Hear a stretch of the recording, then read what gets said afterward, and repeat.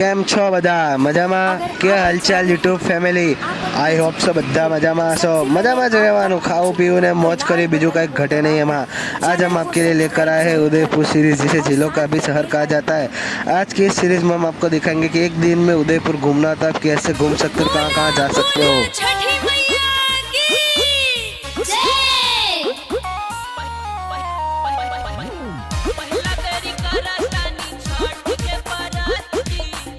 सबसे पहले ट्रेन पकड़कर आप आ जाओ उदयपुर. आज मैं आपको बताऊंगा उदयपुर आने के लिए सबसे अच्छी और सस्ती ट्रेन कौन सी है. वो है असरवा टू चित्तौड़गढ़ मेमू, जो सुबह 10:15 को असरवा से निकलती है और शाम को 4:45 को उदयपुर पहुंचाती है, जिसका भाड़ा तकरीबन 60 रुपीज़ के आसपास है.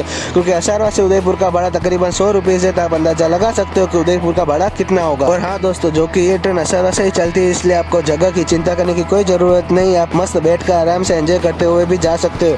ये ट्रेन पूरी खाली होती है. जैसे ही आप रेलवे स्टेशन से बाहर आ गए, वैसे ही आपको बहुत सारे ऑटो वाले मिल जाएंगे, जो आपको 800-900 रुपीज़ में एक दिन में पूरा उदयपुर घुमा देंगे. तो सबसे पहले ऑटो वाले भैया हमें दूध तलाई झील के खूबसूरत नज़ारे दिखाते हुए हमें ले गए माता कर्णी टेम्पल, जो मचला मगरा हिल्स के ऊपर है. वहाँ जाने के दो रास्ते, आप चलकर ट्रैकिंग करते हुए भी जा सकते हो और साथ ही साथ आप रोपवे में बैठकर भी जा सकते हो. हम रोपवे में बैठकर गए थे क्योंकि हमें एक दिन में पूरा उदयपुर घूमना है, इसलिए. आप चाहे तो चलकर ट्रैकिंग करते हुए भी जा सकते हो ऊपर. जैसे ही आप रोपवे में बैठोगे, वैसे ही आपको उदयपुर के खूबसूरत नज़ारे दिखने शुरू हो जाएंगे. और जैसे जैसे रोपवे ऊपर जाएगा, वैसे वैसे तो नज़ारे और भी खूबसूरत होते जाते हैं. और सच्ची बताओ दोस्तों, कसम से आज तक मैंने इतने बढ़िया नज़ारा कभी नहीं देखे.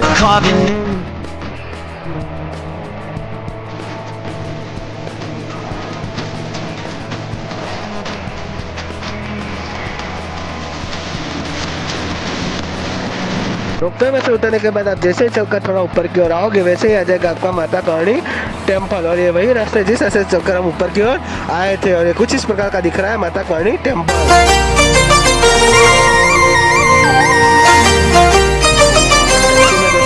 क्या ही बढ़िया व्यू और नज़ारे दिख रहे हैं. और ये वही रोपवे है जिसमें बैठकर हम ऊपर आए थे, और इसी में बैठकर हम नीचे भी जाएंगे. अगर आप शाम के समय या सनसेट के समय आते हो, तो इससे भी ज़्यादा खूबसूरत नज़ारे दिखेंगे आपको.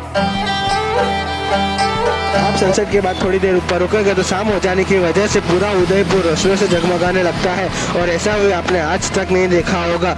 मैं तो नहीं देख पाया था, पर ये सब मुझे यहाँ के लोकल से बात करने पर पता चला. दोस्तों एक और बात, आपको सिर्फ ऊपर आने की टिकट लेनी, नीचे जाने के लिए कोई टिकट लेने की जरूरत नहीं. नीचे जाने के लिए सिर्फ आपको एक टोकन ही लगेगा. और हाँ दोस्तों, इस बढ़िया व्यू के साथ आप कुछ खाना पीना चाहते हो तो मस्त 2 कैफे बने हुए हैं, जिसमें बैठकर आप बढ़िया व्यू के साथ बढ़िया खाना पीना एंजॉय कर सकते हो.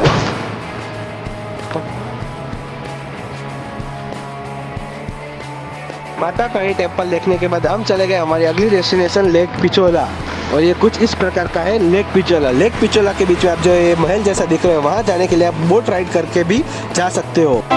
लेक पिचोला के बिल्कुल सामने ये दूध तलाई झील, जिसके खूबसूरत नज़ारे देखते हुए हम गए थे माता कर्णी टेम्पल. ये कुछ इस प्रकार का दिख रहा है दूध तलाई झील. फिर हम चले गए मणिकलाल वर्मा पार्क देखने. ये पार्क माता कर्णी टेम्पल जाने के रास्ते में ही पड़ता है. और ये पार्क इतने बढ़िया लोकेशन पर बनाया है कि आपको क्या ही बताऊं. ऊपर पहाड़, बीच में पार्क और बाजू में दूध तलाई झील के खूबसूरत नज़ारे.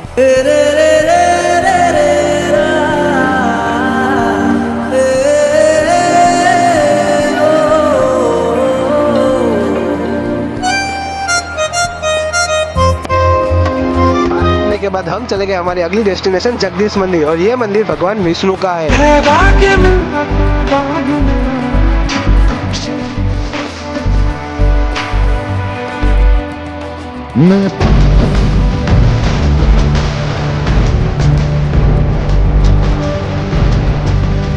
ये देखो मंदिर के पत्थर पर क्या मस्त कलाकृतियां की गई है. इस मंदिर से वॉकिंग डिस्टेंस पर ही है सिटी पैलेस. तो फिर हम चले गए सिटी पैलेस. सिटी पैलेस में घुसते तो हाथी और बैंड बाजों के साथ हमारा स्वागत हुआ. और ये देखो क्या ही खूबसूरत तरीके से बनाया है इस सिटी पैलेस को.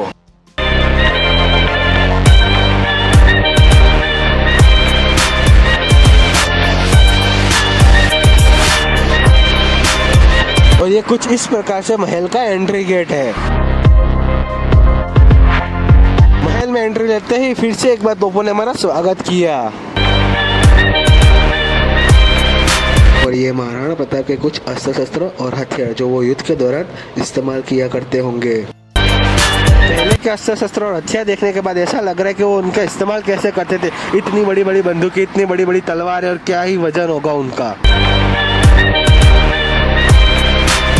हल्दी घाटी के तो मैदान नहीं जा पाए थे, इसलिए आप यहीं देख लो हल्दी घाटी की पावन मिट्टी और हल्दी घाटी के युद्ध की फोटो.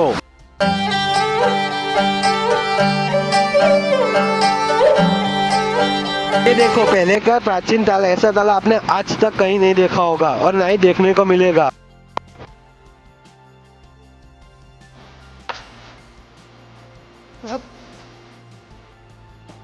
और ये देखो छोटे छोटे आईने से बनाया हुआ एक कमरा।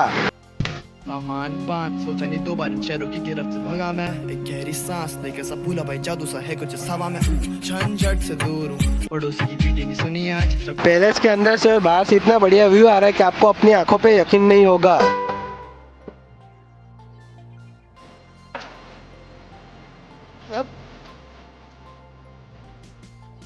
और ये महल का वो रास्ता होगा जब युद्ध के दौरान सैनिक वहां से गुप्त रूप से आते जाते होंगे महल के अंदर, जो कि अभी ये पर्यटकों के आने जाने का रास्ता बना हुआ है। और ये देखो फिर से अलग अलग आईनों से बना हुआ एक खूबसूरत कमरा, ऐसा कमरा आपने आज तक कहीं पे भी नहीं देखा होगा। ये देखो पैलेस के अंदर से आप उदयपुर का पूरा व्यू देख सकते हो। मुझे लगता है ये राजा के जमाने का उनका शाही शौचालय है। फिर से एक बार पतली सड़क से होकर हम पहुंच गए रसोई घर की ओर, जहाँ पे पुराने जमाने के बहुत सारे बर्तन रखे हुए हैं। कुछ इस प्रकार के दिख रहे हैं पुराने जमाने के बर्तन।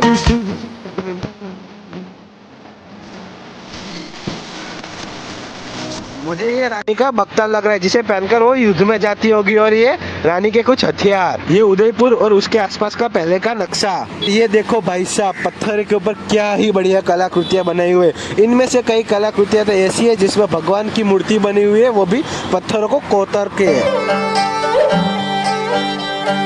और ये देखो मेवाड़ का 16th सेंचुरी का स्टार्टिंग का फेस, ये मुगलों का पहले का 17th सेंचुरी का मॉडल, ये मुगलों के समय का 18th सेंचुरी, ये ब्रिटिश समय का 19th to 20th सेंचुरी का मॉडल। और यहाँ पे एक ऐसा कमरा बना हुआ है जिसमें शास्त्रीय संगीत के इंस्ट्रूमेंट रखे हुए हैं, वो भी पुराने जमाने के। इनमें से कई इंस्ट्रूमेंट तो ऐसे हैं जिसे मैं क्या आप भी पहली बार देख रहे होंगे।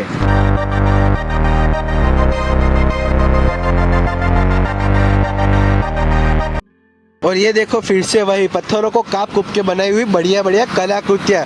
सच्ची में दोस्तों पहले के जमाने के आर्ट की बात ही कुछ और है।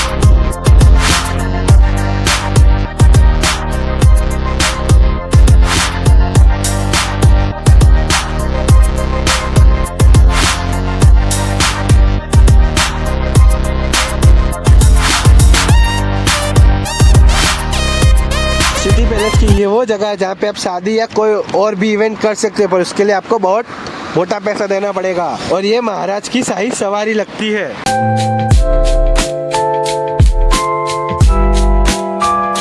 ये देखो पहले के जमाने का उक्का क्या मस्त लग रहा है, ऐसा उक्का तो अभी देखने को भी नहीं मिल रहा है। और ये वो चीज है जिसने शकुनी की मदद की थी पूरी महाभारत करने। ये देखो पहले के जमाने का चेस बोर्ड कितना मस्त है। और ये वो जगह लग रही है जहाँ पे पहले राजा महाराजाओं की शादी हुआ करती थी। सिटी पैलेस घूमने के बाद हम चले गए एक पार्क घूमने। फिलहाल तो मैं इस पार्क का नाम भूल गया, किसी को पता हो तो कमेंट जरूर करें। और इस पार्क में क्या ही बढ़िया बढ़िया और मस्त मस्त अलग अलग प्रकार के फूल देखने को मिले। हम चले हमारी अगली डेस्टिनेशन फतेह सागर लेक, वो भी सनसेट एंजॉय करने। ये देखो फतेह सागर लेक जाने का रास्ता क्या बढ़िया बना हुआ है, और साथ ही साथ लेक भी क्या मस्त बनाया हुआ है।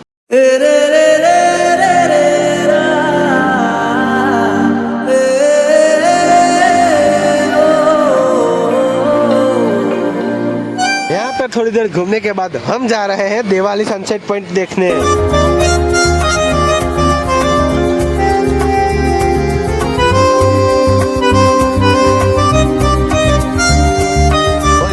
फतेह सागर लेक का मिनी माणिक चौक, जैसे हमारे अहमदाबाद का है वैसे ही फतेह सागर लेक का मिनी माणिक चौक। यहाँ पर बैठकर सनसेट एंजॉय करते हुए और साथ ही साथ बढ़िया व्यू के साथ आप कुछ खा पी भी सकते हो। मटक्कली और ये देखो दिवाली सनसेट पॉइंट, और आपको इस पहाड़ के ऊपर एक मंदिर दिखेगा, जैसे काली माता टेम्पल है वैसे ये मंदिर है। यहाँ पर भी आप चलकर भी और रोपवे में बैठकर भी जा सकते हो। मटक्कली और ये दिवाली सनसेट पॉइंट पहाड़ों के बीच में बना होने की वजह से आपको सनसेट एंजॉय करने में और भी बड़ा मजा आएगा। दिवाली सनसेट पॉइंट घूमने के बाद हम चले गए हमारी आज की आखिरी लोकेशन, और ये कुछ इस प्रकार का दिख रहा है, सुखड़िया सर्कल स्टेच्यू। इस आखिरी लोकेशन के साथ समाप्त होती है ये उदयपुर सीरीज। तो आप सभी को ये व्लॉग कैसा लगा? मैं आशा करता हूँ कि आप सभी को बहुत मजा आया होगा। तो जाते जाते फिर से एक बार चैनल का सब्सक्राइब करें, वीडियो को लाइक और शेयर जरूर करें। राधे राधे।